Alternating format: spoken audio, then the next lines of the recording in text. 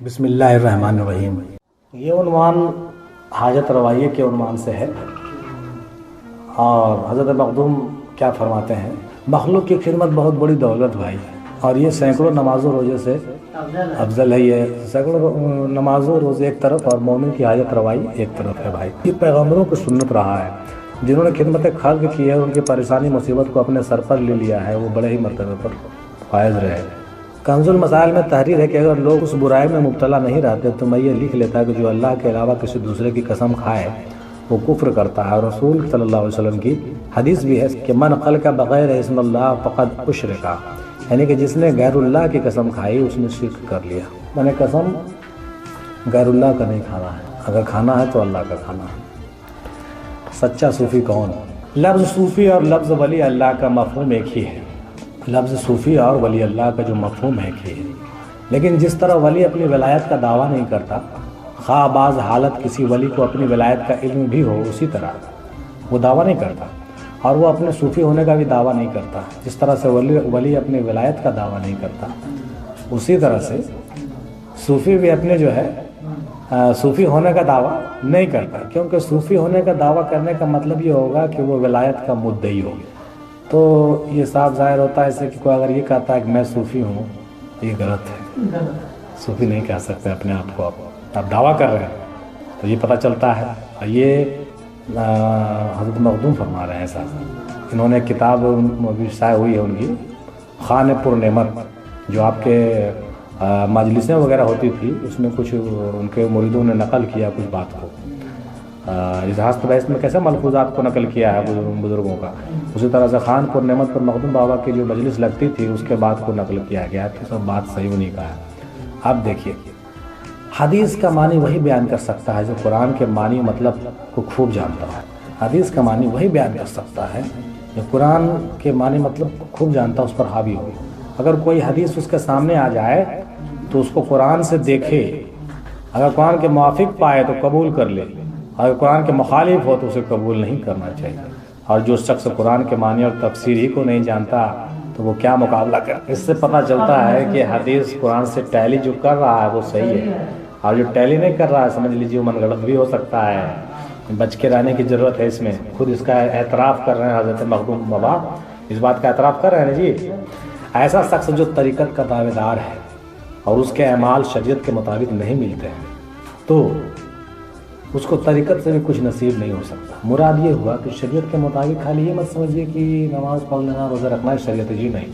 شریعت کے مطابق یہ ہوا کہ آپ کے کردار نیک ہونا چاہیے، آپ چوری ڈکیتی جرم یہ سب زناکاری میں نے غلط فعل آپ سے ساتھ، یہ بھی تو شریعت ہے۔ شریعت خالی یہ آدمی کیا تھا کہ آج کے مائنڈ سیٹ میں کیا ہو گیا ہے آدمی کا، شریعت کا مطلب پابند، مطلب 5 وقتہ نماز پڑھ رہا ہے، وہ شریعت کا پابند۔ ارے بھیا روزہ رکھ لیا بس ہو گیا، شریعت ختم۔ یہاں تو شریعت ہے، اٹھنے بیٹھنے میں بھی شریعت، کھانے پینے میں بھی شریعت، چوری ڈکیتی بےمانی غداری ایمانداری بےمانی سب کیا ہے، سب شریعت کے اندر داخل ہے۔ تو وہی چیز کو یہاں کہا جا رہا ہے کہ ایسا شخص جو طریقت کا دعوے دار ہے، کہتا ہے کہ میں طریقت پہ چل رہا ہوں، لیکن اس کا اعمال شریعت کا الٹا ہے، وہ غلط کام بھی کرتا ہے، وہ بےمانی بھی کرتا ہے، وہ دھوکہ دھڑی بھی کرتا ہے، وہ چوری بھی کرتا ہے، زناکاری بھی کرتا ہے، اور جو نہیں کرنے کا حکم ہے جنرلی وہ سب کچھ کرتا ہے، اور طریقت کا دعویٰ بھی کرتا ہے، تو اس کو طریقت سے کچھ بھی نصیب نہیں ہو سکتا، اور وہ اسفل سافلین کے گڈھے میں پہنچ گیا، جہاں سے اس کا باہر نکلنا ہی دشوار ہے۔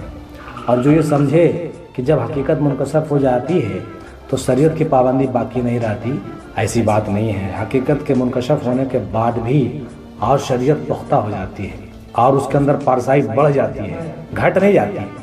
لیکن ہم آپ کیا سمجھتے ہیں، شریعت کے معنی صرف ظاہری چیز کو ہی سمجھ رہے ہیں، اسی لیے آدمی بولے ارے وہ تو ایسے کرتا، یہ نہیں دیکھتا ہے کہ وہ کر کیا رہا ہے۔ تو آدمی کتنا بھی اچھا کاہے نہیں ہو، وہ نماز نہیں پڑھتا ہے تو کہے گا وہ تو شریعت کو نہیں مانتا۔ یہاں تو یہ مارکیٹنگ ہو گیا، یہاں لوگ صرف یہی سمجھ رہے ہیں کہ آدمی کتنا بھی نیک کاہے نہیں ہو وہ شریعت پرست نہیں ہے۔ شریعت پرست کون ہے بھائی؟ کہ کتنا بھی برا ہو نماز پڑھتا۔ تو آئیے اب اسی موضوع پر ایک عنوان نکل گیا ہے، حالانکہ اس کا نام ہے حج مقبول، لیکن اس میں نماز کا بھی ذکر آیا ہے، سمجھ رہے ہیں کہ نہیں؟ حضرت حاجی وارث علی شاہ رحمۃ اللہ علیہ دیکھیں کیا فرماتے ہیں، نماز وہی ہے جو حضور قلبی کے ساتھ پڑھا جائے، تمام عمر میں ایک بھی سجدہ اگر ادا ہو جائے تو کل نمازیں بن جائیں گی۔ اور سنیے، خاندان قادریہ سے جن کو نسبت ہے ان پر جادو ٹونے کا اثر نہیں ہوتا ہے، ایسا صحیح بات ہے۔ جانتے ہو حج مقبول کیا ہے؟ عاشق معشوق سے مل جائے، یہی حج مقبول ہے۔ پیر کی صورت ہر وقت سامنے رکھو اور وہی صورت ہر جگہ نظر آنے لگے تو گویا کہ یہی فنافی شیخ کی منزل ہے۔ جو کوئی نشیب و فراز میں رہے گا اس کو خدا نہیں ملے گا، اور جو کوئی نشیب و فراز سے نکل جائے اس کو نجات دنیا ہی میں ہو جائے گی۔ اونچ نیچ سے نکل جائے دنیا ہی میں ہی نجات اس کی ہو جائے گی۔ جس فرقے میں حسد نہیں ہے وہی فرقہ صحیح راستے پر ہے۔ 72 فرقہ، ورنہ 72 فرقے تو ناری ہیں، بس یہی ایک ہی فرقہ ناجی ہے، کیونکہ ہے میں حسد کا ابجد 72 ہے۔ مقام ہو عجیب مقام ہے، ابجد میں جوڑیے تو 11 ہوتے ہیں، اور غوث پاک کی منزل ہے، اس کو 11ویں والے بابا اس لیے کہتے ہیں۔ تو یہاں پر اس موضوع پر ہم لوگ بحث کر رہے تھے کہ نماز، تو بھائی خالی کہنے سے نہیں ہوگا کہ اس کو کر کے دکھانا بھی ہوگا، خالی کہتے رہنے سے نہیں ہوگا۔ جی ایک قول آپ کو ہم سنا دیتے ہیں، قول مخدوم بہاری کا ایک خاص قول ہے، سمجھے کہ نہیں؟ جس کا مقام ولایت حاصل ہوتا ہے وہ کرامات کی طرف مائل نہیں ہوتا، اور اپنے کو اہل کرامت میں شمار ہی نہیں کرتا، اور کرامت عارفوں کے لیے بت ہے۔ اگر وہ کرامات کے اظہار میں لگے تو حجاب میں پڑ جائے گا اور معزول ہو جائے گا، اور اگر کرامت سے اعتراض کرتے ہیں تو وہ پھر مقرب بنے رہیں گے اور وصل کی دولت سے مالا مال ہوتے رہیں گے۔ پھر کہتے ہیں کہ بھائی جہاں تک ہو سکے کسی کی خدمت میں رہ کر جوتیاں سیدھی کرتے رہو، اور کسی صاحب دین کے سایہ دولت میں رہ کر پناہ حاصل کرتے رہو، اور اسی میں اپنی زندگی لگا دو میرے بھائی۔ دین میں کسی کو اپنا معین و مددگار بنا لو، اس لیے کہ دین میں معاونت بہت عزیز چیز ہے، مددگاری، اور دین کی راہ بغیر کسی معین و مددگار کے طے نہیں ہو سکتی۔ اگر کہتے ہو کہ کیا کریں، دین میں کوئی معین مددگار ہی نہیں ملتا، تو ایسی صورت میں نفس کافر سے جو عشق محبت رکھتے ہو اس محبت کی قباحت سے اور اس کی قبا اپنے جسم سے اتار دو۔ کافر سے جو عشق محبت رکھتے ہو اپنے صورت نفس سے اس کو اتار دو، اور بے دینی میں اس کو اپنا دوست نہ بناؤ۔ پھر کہتے ہیں اگر کسی صاحب دل کے زیارت نصیب ہو جائے، کوئی صاحب دل ہے اس کے زیارت نصیب ہو جائے، یا پیر کی صحبت مل جائے میرے بھائی، یا کسی عالم ربانی کی مجلس میں بیٹھنے کا موقع مل جائے، تو مصلی پر بیٹھ کر اوراد میں مشغول رہنے سے کہیں زیادہ بہتر ہے میرے بھائی۔ مصلی پر بیٹھ کر کے اوراد و وظائف کرنے سے کہیں بہتر ہے کہ کسی صاحب دل، کسی پیر کامل اور کسی صاحب ہستی عالم ربانی کے پاس بیٹھ کر کے ان کی صحبت سے مالا مال ہو جاؤ۔ کتنے اچھی نصیحت کی نے، یہ قول ہم کو بڑا پسند آیا بابا کا۔ اور اس کے بعد ایک جگہ دیکھا ہم نے کہ صحبت میں بیٹھنے کا کیا اصول ہے، اس کو بھی جاننا چاہیے آدمی کو۔ ہم لوگ بیٹھ جاتے ہیں جیسے تیسے جا کے۔ حضرت ضیاء الدین ابو نجیب سہروردی کہتے ہیں اگر جاہلوں کی صحبت میں رہنا پڑے تو ان کی باتوں پر صبر سے کام لو۔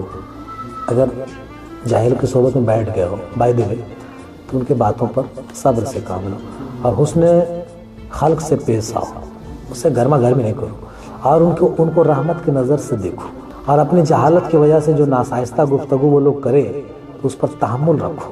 جس کی جہالت جتنی زیادہ ہوگی اس کے مقابلے میں اتنا ہی حلم اور بردباری اعلیٰ و عرفہ طریقے سے پیش کرنا چاہیے۔ آپ نے فرمایا صحبت کے چند درجات ہوتے ہیں، پہلا درجہ معرفت، دوسرا مودت، اور تیسرا الفت، اور چوتھا عشرت، اور پانچواں محبت، اور پھر چھٹا اخوت ہے بھائی۔ جب صحبت کے تمام شرطیں صحیح درست ہو جاتی ہے تو یہ صحبت تمام احوال سے زیادہ بہتر اور افضل شمار کی جاتی ہے۔ صحابہ کرام علم و فقہ، عبادت، زہد و توکل اور رضا میں تمام لوگوں سے زیادہ افضل و بزرگ تھے، مگر اس کے باوجود ان کو جو فضیلت حاصل ہے وہ ان خوبیوں کی وجہ سے نہیں ہے بلکہ وہ صحبت رسول کی وجہ سے صلی اللہ علیہ وسلم۔ ان کے اندر جو بھی صفت تھی وہ اپنے جگہ پر تھی، لیکن جو فضیلت ہے وہ صرف صحبت ان کے ساتھ بیٹھنے کی وجہ سے ہے، اور اس لیے کہ صحبت تمام فضیلتوں سے افضل ہے اور یہ مقام سب سے بلند ہے۔ فرمایا اس کی صحبت اختیار کرنی چاہیے، کی جائے جس کی عقل اس کے دین سے زیادہ مکمل ہو، مطلب دین سے عقل زیادہ مکمل ہو، عقل مند انسان ہو، اس لیے کہ اس کا دین اس کے لیے ہے، اس کا دین تو اس کے لیے ہے لیکن اس کا عقل تمہارے لیے ہے اور اس کے لیے ہے، دونوں کے لیے۔ اور پھر دنیا دار کی صحبت سے تو دور ہی رہا کرو میرے بھائی، دنیا دار کی صحبت سے دور ہی رہا کرو، مت بیٹھا کرو اس کے ساتھ۔ کتنا اچھا تصویر ہے۔